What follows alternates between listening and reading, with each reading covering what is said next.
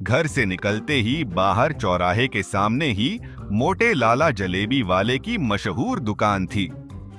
सुबह बेडमी, कचौरी और साथ में गर्मा गर्म जलेबी मिलती थीं। शाम को एक बड़ी सी कड़ाही में दूध उबाला जाता था, जिससे रबड़ी तैयार होती थी। रात को दूर दूर से लोग दूध जलेबी खाने के लिए आते थे। छज्जू मल बहुत मोटे थे। वे दुकान पर बैठे रहते थे, अपने कारीगरों को डांटते रहते थे।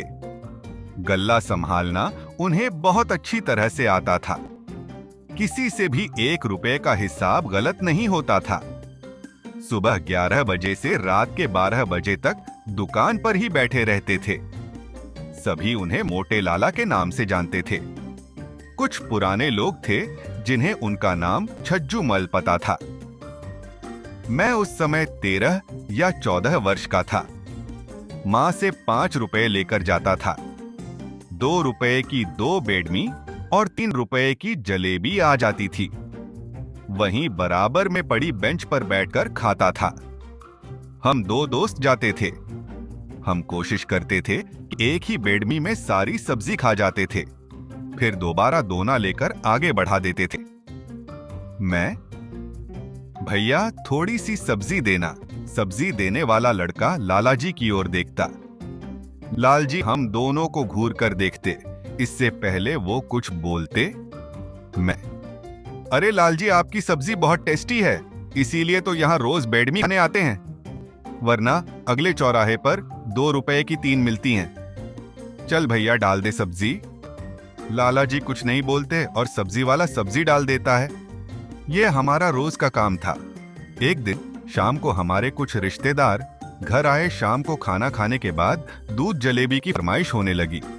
पहले तो मेरी ड्यूटी लगी दूध जलेबी पैकर करवा कर लाने की, लेकिन तभी कानपुरा वाली बुआ बोली, बुआ जी, भैया याद है बचपन में हम कैसे छज्जू हलवाई की जलेबी खाते थे? वह अभी भी है या? मैं, बुआ जी यहाँ कोई छज्जू हलवाई नहीं है, हम तो मोटे लाल की जलेबी लाते हैं। पिताजी, अरे दीदी है छज्जू हलवाई, मुन्ना मोटे लाला का असली नाम छज्जू हलवाई है। पहले वह बहुत पतला था, अपने पिता के साथ केवल दूध जलेबी बेचता था। बुआ, छोड़ो ना भैया, वहीं चलकर खाते हैं, सर्दी का टाइम है, गरम गरम दूध और जलेबी, मजा आ जाएगा। हम सब तैयार होकर मोटे लाला की दुकान पर पहुंच जाते हैं। दूध जलेबी का ऑर्डर देकर हम वहीं भट्टी के पास खड़े होकर दूध को उबलता हुआ देख रहे थे। छज्जू हलवाई, अच्छा तो गौरी शंकर जी ये आपका लड़का है, हर रोज सुबह जिद करके 2-2 बार सब्जी लेता है, ऊपर से धमकी भी देता है। यह बात सुनकर सब हंसने लगे। मुझे लगा कहीं जमीन में गड़ जाना चाहिए, क्योंकि सबको पता है बेडमी केवल 2 रुपए की आती है।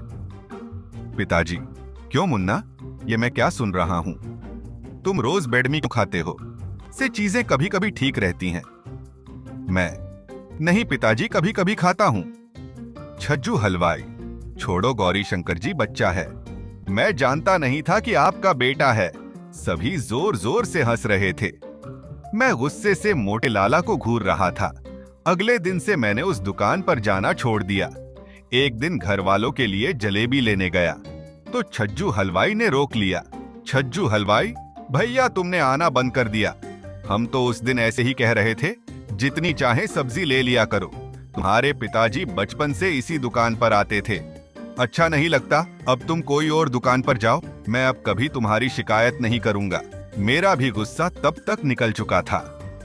अगले दिन से हमारा वही सिलसिला चलने लगा। इसी तरह कई साल बीत गए। मैं पढ़ाई पूरी करके दिल्ली आ गया। यही जॉब लग गई। एक दिन पिताजी का फोन आया, उन्होंने बुलाया था।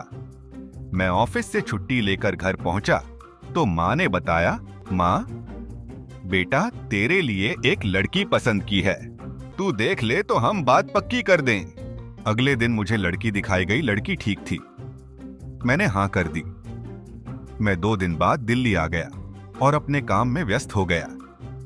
शादी से 4 दिन पहले मैं घर गया। 2 दिन बाद सगाई थी। पिताजी ने सामने एक बड़ी सी धर्मशाला में सारा इंतजाम किया था।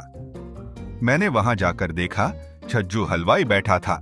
उसके बहुत सारे लोग मिठाई तैयार कर रहे थे। पिताजी, बेटा, इससे अच्छा हलवाई नहीं मिलेगा। मुझे देखते ही छज्जू हलवाई के चेहरे पर खुशी आ गई।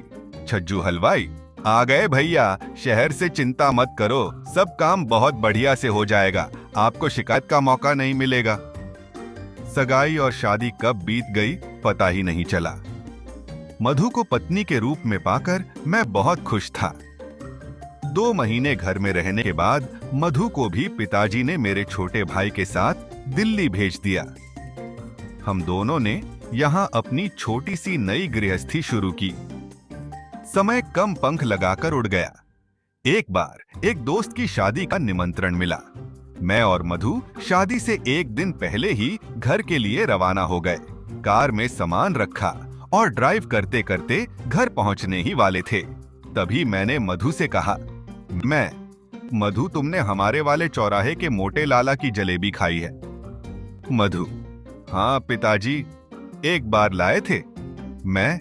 चलो आज वही दूध जलेबी खाएंगे और घर वालों के लिए पैक करा लेंगे। मैं जल्द से जल्द उस चौराहे पर पहुंचना चाहता था, लेकिन जैसे ही मैं वहां पहुंचा तो देखा दुकान बंद थी। बाहर एक लड़का मोमोज बेच रहा था। बेटा, ये दुकान आज बंद है क्या? लड़का, भैया, ये तो सालों से बंद है, आप मोमोज खाएंगे? नहीं। यह कहकर मैं चौराहे से सीधे अपने घर पहुंचा। माँ पिताजी से मिलकर बैठे चाय पी रहे थे। तभी मैंने छज्जू हलवाई की दुकान का पता किया। पिताजी, मुन्ना, धीरे धीरे शहर का कल्चर बदल गया। लोग अब मोमोज खाने लगे। छज्जू हलवाई की दुकानदारी कम होने लगी। धीरे धीरे कारीगर कम होने लगे। एक दिन पता लगा छज्जू हलवाई को हार्ट अटैक पड़ा, उसे अस्पताल ले जा रहे थे। रास्ते में ही खत्म हो गया। तब से दुकान बंद है।